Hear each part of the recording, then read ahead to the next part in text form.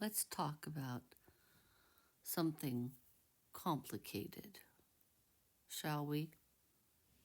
Bonnie here.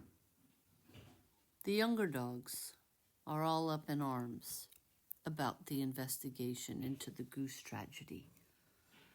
Yes, a bear climbed the fence, tore open the goose house, took a goose, injured 2 others. One has since recovered, one is permanently disabled. Now, Annie, Pearl, and Doc are all going on and on about how only one dog was on duty because the handler didn't have 2 fully charged collars. Fine, that's true. But I'd like to discuss something a little more nuanced. I've been here for more than 10 years. I trained on an actual sheep ranch. I can see a broader arc.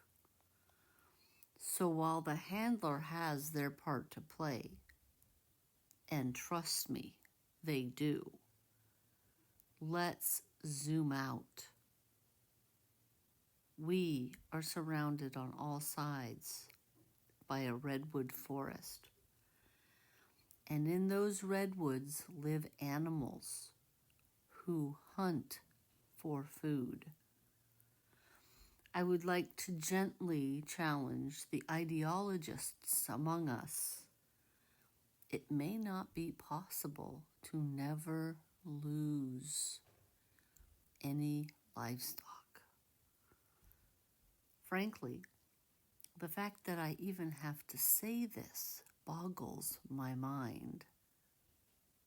Oh, dinner's coming.